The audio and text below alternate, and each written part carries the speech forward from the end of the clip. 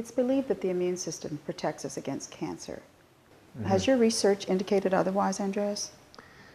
The immune system is always there to keep the body free of contaminants. We have things like macrophages that devour waste products, toxins, chemicals, get basically converted into harmless matter, and they are mostly circulating in the lymphatic system.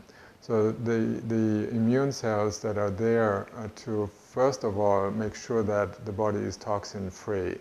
Okay. If that is no longer possible because of organs such as the liver, the large intestine, the lungs, and the kidneys and the skin, they become overtaxed with toxins. They're no longer eliminating them as quickly as they are generated. Then the body is basically forced to start accumulating them elsewhere. And that means in the tissue fluid surrounding the cells.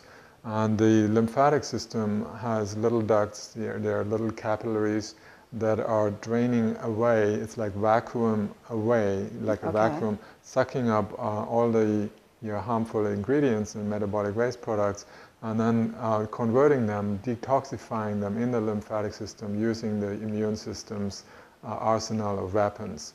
And when there are simply too many toxins created, usually in the gastrointestinal tract, that then make their way into the lymphatic system, then the immune system gets tired constantly battling those poisons, and they can no longer be removed. And that's where the body starts accumulating toxins. So the first line of defense, the immune system, is working at trying to keep the body healthy. But it gets overloaded. And then eventually when the suffocation occurs, when the cells can no longer breathe enough oxygen, they don't get enough nutrients, and they will have to mutate into cancer cells in order to maintain some kind of functioning, or to draw the poisons away, like mushrooms pulling the poisons from the soil of the forest in order to keep the rest of the forest healthy. So in nature we have similar situations. In our body we do the same thing if we become contaminated. And then the immune system will make sure that it doesn't attack those cancer cells, those particular types of cancer cells. It won't. No, it won't, because when you look at a tumor, 60% of the cells in the tumor are actually white cells, white blood cells, that are immune cells that are not doing anything to get rid of or kill the cancer cells.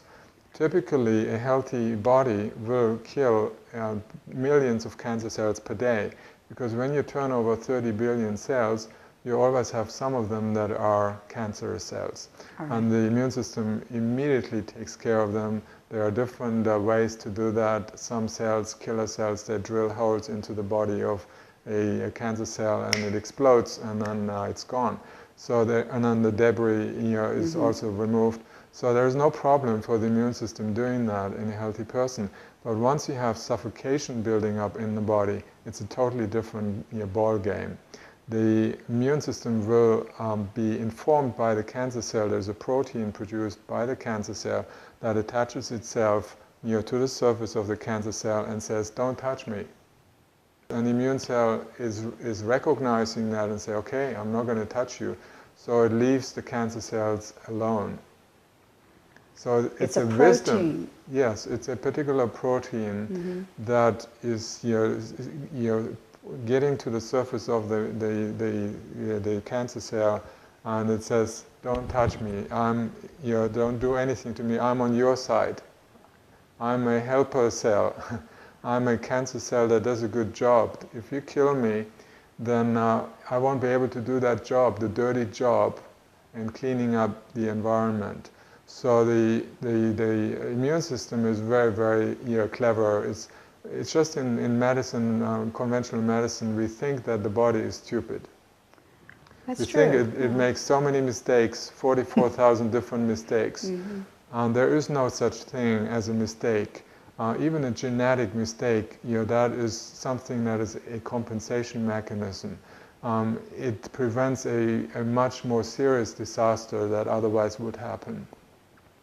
So again, it's important to take it into perspective that there is wisdom behind every action that the body is producing, and it's not that the body is just incapable and we need to rescue it.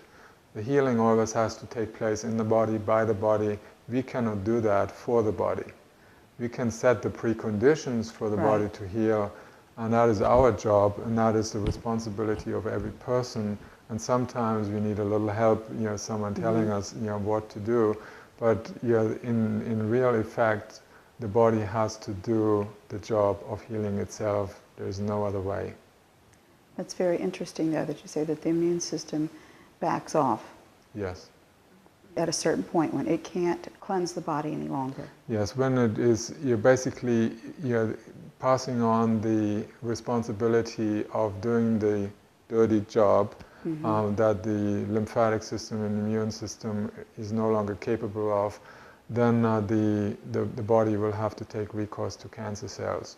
And most of the contamination starts in the digestive system. Undigested food is the greatest source of poisoning the body.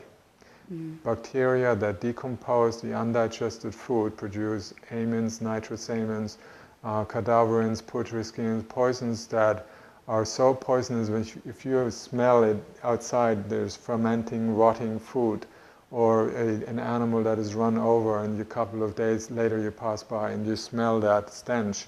That is the poison that we create in our body. So the body will have to defend itself against those poisons because they are absorbed into the lymphatic system from the intestines. The intestines are very protective of themselves. They don't want that stuff to go through into the rectum area and cause damage, severe damage to the rectum.